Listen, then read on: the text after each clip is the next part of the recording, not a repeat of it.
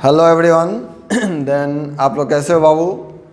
तो बच्चों आज जो है हम आपको रेडियस रेशियो पढ़ाने जा रहे हैं। लास्ट क्लास में हमने वाइड से रिलेटेड सारे कंसेप्ट समझ लिए थे। तो आज हम जानेंगे कि what is radius ratio and इस रेडियस रेशियो का हम लोग यूज़ कहाँ करते हैं। ठीक है, तो सबसे पहले हम रेडियस रेशियो के बारे में जानेंगे कि व्हाट इज़ रेडियस रेशियो। तो इसके बारे में जो हम लोग डिफिनेशन लिखते हैं कि the ratio of radius of cation to the radius of anion is known as radius ratio. Is known as radius ratio. इसको हम यहाँ लिख देते हैं। ठीक है, तो देखो radius of cation to the radius of anion. ठीक है, यहाँ से इसका जो फॉर्मूला हो जाएगा, आप radius ratio is equal to radius of cation to the radius of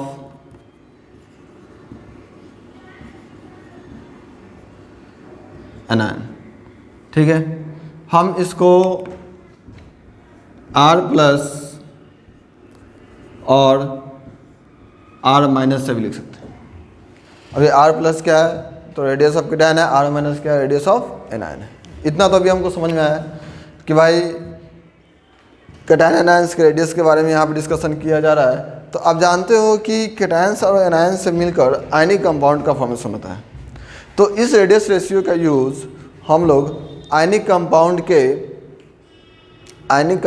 के स्टेबिलिटी के बारे में भी हम लोग स्टडी कर सकते हैं। ठीक है, तो अब रही बात कि कैसे हमें क्या है इसके बारे में और कंसेप्ट तो हम लोग देखेंगे। तो यहाँ पे हम लिख सकते हैं it is used to determine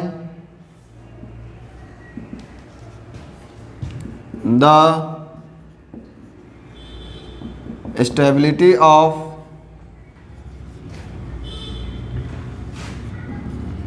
ionic compound। आयनिक कंपाउंड्स के स्टेबिलिटी के बारे में हम लोग जो है स्टडी का स्टेबिलिटी के बारे में जो हम लोग इसका डिटर्मिनेशन करते हैं, तो इसके बारे में हम ये भी लिख सकते हैं बाबू कि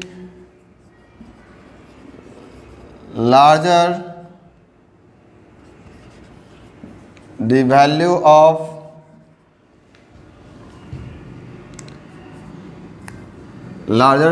of radius ratio, higher is the stability। अब समझिएगा, larger the value of radius ratio, नहीं कि रेडियस रेशियो का वैल्यू अगर लार्जर होगा तो उसकी स्टेबिलिटी क्या होगी, हायर होगी। ओके, अब जो है एक और कंसेप्ट हम लोग सीखेंगे अभी कि it is used to determine the coordination number of ionic compound। ठीक है, चलो ध्यान दो, it is also use to determine the coordination number of ionic compound. जैसा कि मैंने आपको कोऑर्डिनेशन नंबर के बारे में बताया था कि नंबर ऑफ नेबरिंग पार्टिकल्स। ठीक है, या कि कोई एक पर्टिकुलर आयंस किसी दूसरे आयंस के द्वारा क्या हो, सराउंडेड हो, तो उससे भी हम लोग जितने आयन से वो सराउंडेड होगा, ठीक है, तो वो क्या होगा, वो उसका कोऑर्डिनेशन नंबर होगा, ठीक है। तो इसका मतलब यहाँ पर ये हो गया बाबू कि larger the value of radius ratio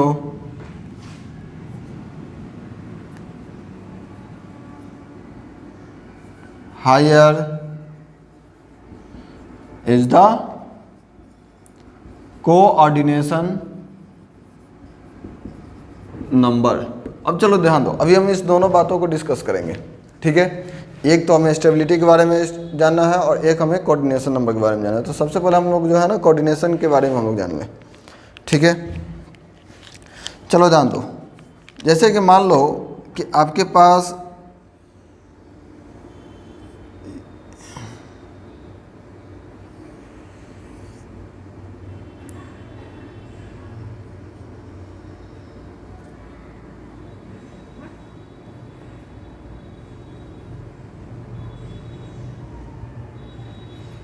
ध्यान देना,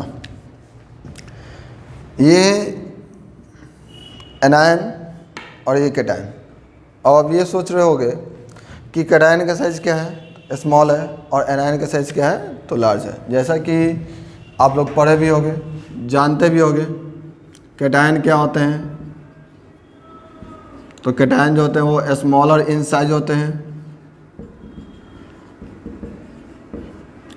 एनायन क्या होते हैं, जो कि लार्जर इन साइज होते हैं, ठीक है। तो कैटायन जो है स्मॉलर इन साइज, एनायन जो है वो लार्जर इन साइज। ऐसा इसलिए कि कैटायन में क्या होता है कि इलेक्ट्रॉन्स का लॉस होता है। जब इलेक्ट्रॉन्स लॉस होते हैं तो अपने ऑर्बिट को खाली कर देता है, तो ऑर्बिट को खाली करेगा तो उसका साइज स्मॉल हो जाएंगे। एनायंस बनने के केस में क्या होता है कि इलेक्ट्रॉन्स को गेन करके अपने ऑक्टेट को कंप्लीट करता है, और जब वो अपने ऑक्टेट को कंप्लीट करेगा तो ऑक्टेट कंप्लीट हो जाने के बाद वहाँ पर इलेक्ट्रॉन रिपल्सन्स होते हैं, और इलेक्ट्रॉन रिपल्सन्स के कारण उसके साइज़ क्या होते हैं बाबू, तो लार्ज हो जाते हैं, तो लार्जर इन साइज। इस बात को ध्यान रखिएगा। तो यहाँ से एनायन के साइज लार्ज होंगे और कैटायन के साइज स्मॉल होंगे, ठीक है। अब चलिए ध्यान दीजिए, यहाँ पे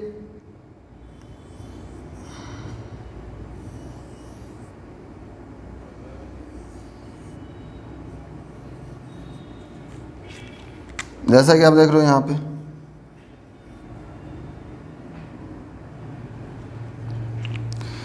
इसके रेस्पेक्ट में, इस कैटायन के रेस्पेक्ट में इस कैटायन का साइज़ क्या है, लार्ज है। जब इस कैटायन का साइज़ लार्ज है तो यहाँ पर सिर्फ 2 ही एनायंस क्या हुए हैं, इसको अटैच किए हुए हैं, और यहाँ पे कितने एनायंस हैं, तो 3 एनायंस है, ठीक है। अब चलो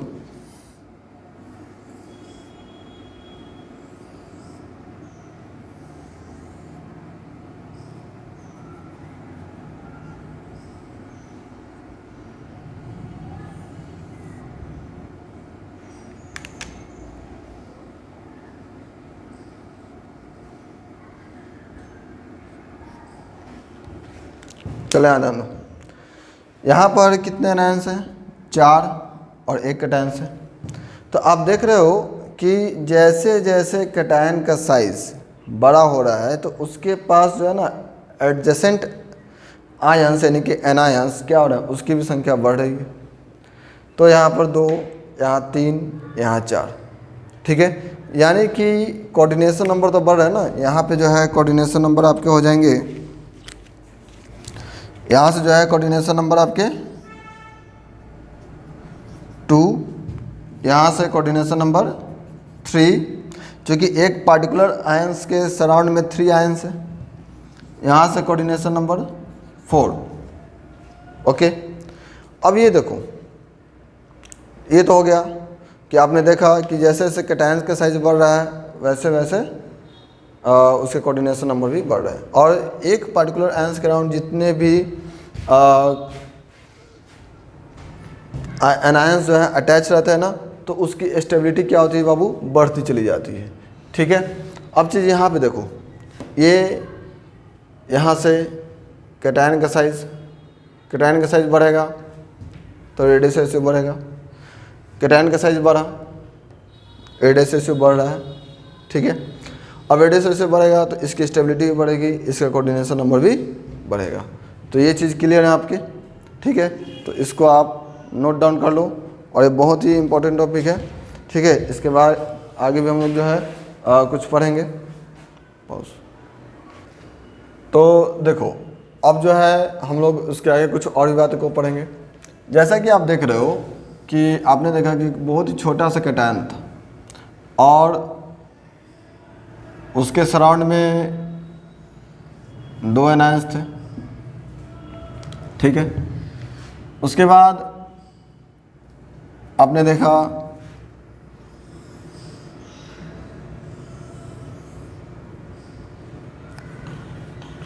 कि जैसे ही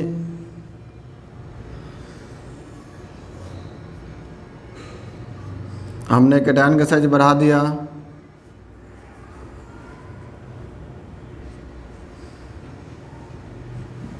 ठीक है, तो जब कैटायन का साइज बढ़ाया तो कोऑर्डिनेशन नंबर भी इसके बढ़ गए।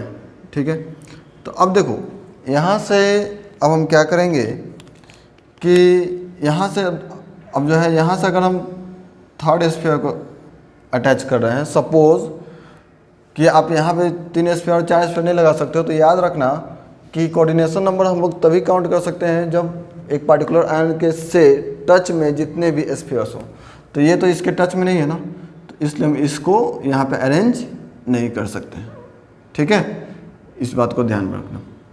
अब यहाँ देखो ये कैटायन है, अब इन सब के सेंटर से अगर हम एक सेंटर को मिला रहे हैं तो मिलाने के बाद क्या होगा, मिलाने के बाद एक ट्रायंगुलर शेप बन जाएंगे।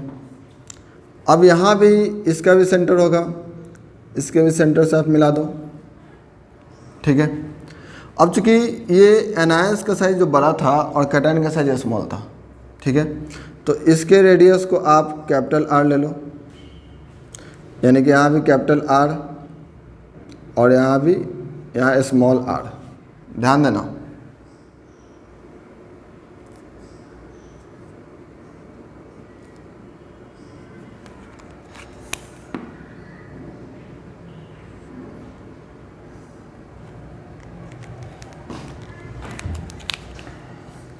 चलो थोड़ा सा यहाँ पे फिर से हम देख लेते हैं। ये आपने देखा,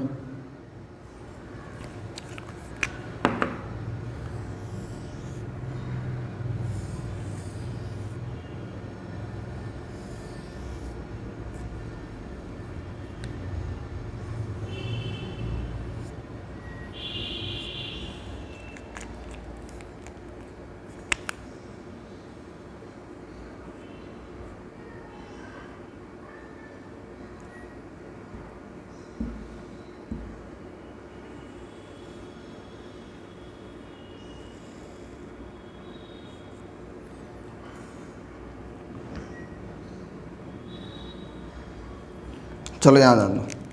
तो यहाँ पे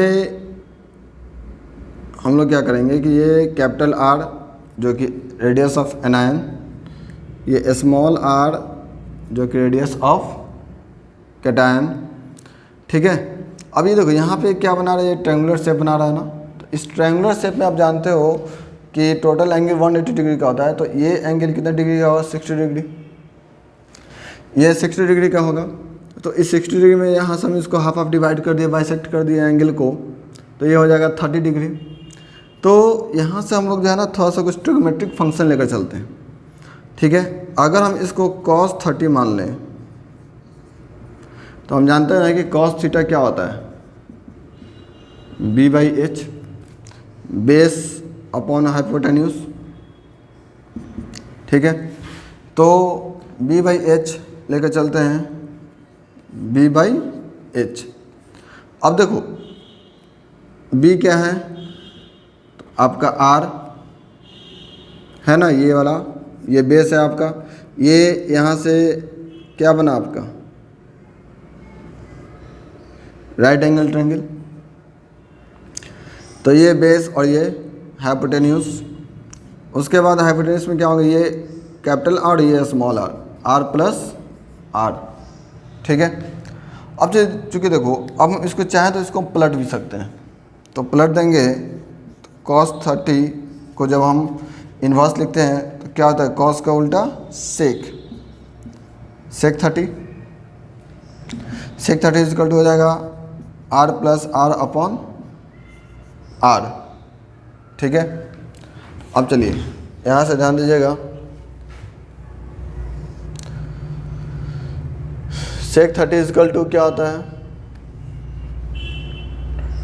2 अपॉन √3, चूँकि cos 30 का वैल्यू होता है √3/2, तो 2 अपॉन √3 और यहाँ से हो जाएगा। अब इसको आप लिख सकते हो r upon R plus r upon R, ये तो हो जाएगा 1।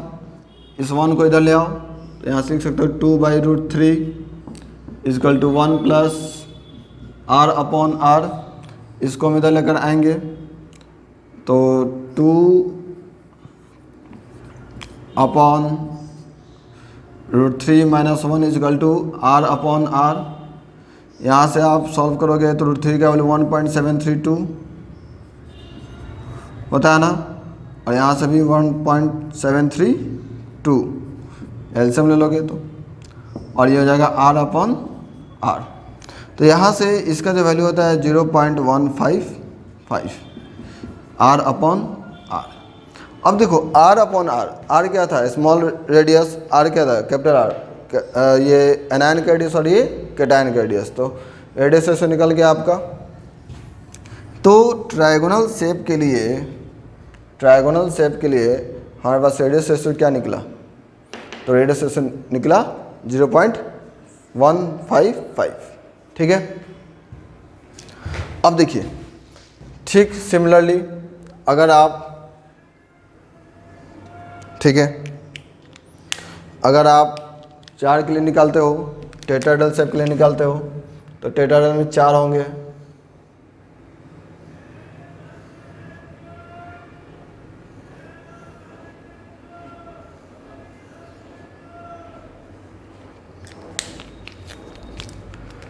ठीक है, ये चीज़ हो गया ना। अब इन चारों के सेंटर को मिलाओ, और मिलाओगे तो एक क्या बनेगा, स्क्वायर बनेगा। ठीक है। सिमिलरली इसका रेडियस फिर इसके सेंटर से मिला दो, यहाँ पे ये 90 डिग्री का एंगल बन जाएगा। ये चूँकि 90 डिग्री का होता है तो ये हो जाएगा 45 डिग्री। ये हो गया r, ये हो गया स्मॉल r, और ये हो गया r। ठीक है।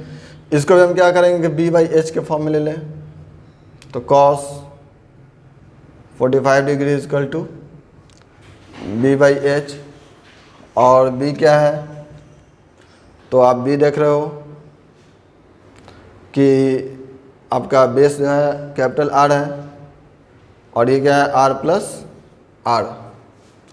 cos 45 डिग्री का वैल्यू क्या होता है, 1/√2।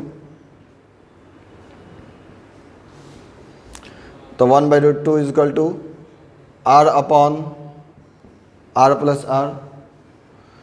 इसको आप फिर इन्वर्स कर दो तो ये हो जाएगा √2 equal to r plus r upon r। और यहाँ से वही उसी तरीके से हम लोग क्या करेंगे, कर लेंगे 1 प्लस r अपॉन r। इसको उधर लेके जाएंगे तो इसका वैल्यू होता है 1.414 equal to 1 plus r upon r। इसको उधर ले गए तो 0.414 equal to r upon r। तो यहाँ से आपने देखा कि टेट्राहेड्रल के लिए क्या आया, 0.414। तो यहाँ से हम लोग क्या करते हैं, ऐसा ही हम लोग ये ऑक्टाहेड्रल के लिए निकालेंगे, बॉडी सेंटर क्यूबिक के लिए निकालेंगे। तो आपको बता दें कि हम लोग यहाँ से जनरल लिख देते हैं। देखिए शेप जो होंगे, साथ साथ कोऑर्डिनेशन नंबर होंगे, ठीक है, और रेंज होंगे, ठीक है। तो एक काम करो, पहले जो है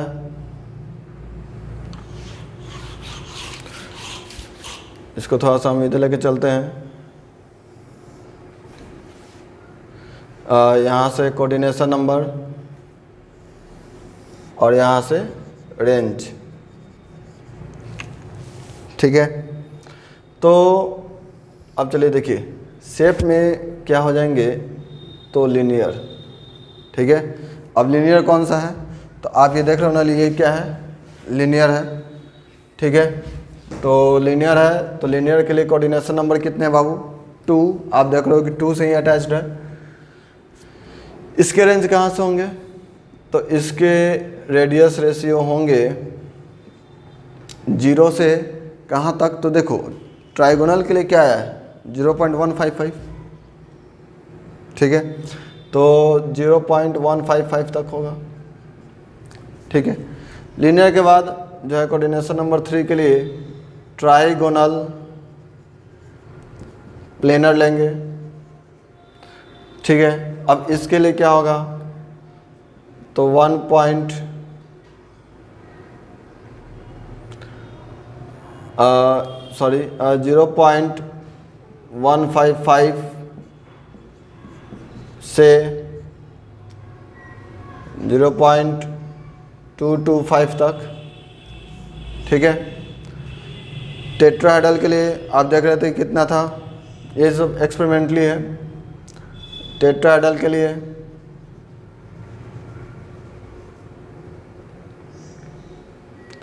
4 होता है कोऑर्डिनेशन नंबर। इसका जो रेडियस रेशियो हो जाएगा वो 0.225 से रेडियस रेशियो हो जाएगा आपके 0.414 तक, ठीक है। और ऑक्टाहेड्रल के लिए 6, ठीक है।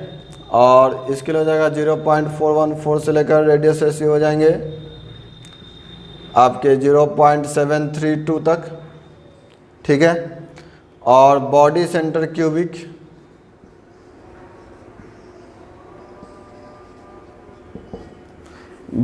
क्यूबिक के लिए वो होते हैं 8, और ये हो जाएगा 0.732 से लेकर 1 तक, ठीक है। तो बाबू इस तरीके से जो हम लोग रेडियस रेशियो का स्टडी किया हम लोगों ने, और आप लोग इसे 1 से 2 बार पढ़ लोगे, समझ लोगे, और फिर इससे रिलेटेड हम जो है कुछ क्वेश्चंस आपको PDF के फॉर्म में हम आपके व्हाट्सएप पे आप हमसे ले सकते हो, ठीक है। और आगे आप लोग इसको प्रैक्टिस करते रहो, ठीक है। तब तक के लिए अब हम लोग नेक्स्ट टॉपिक में आते हैं।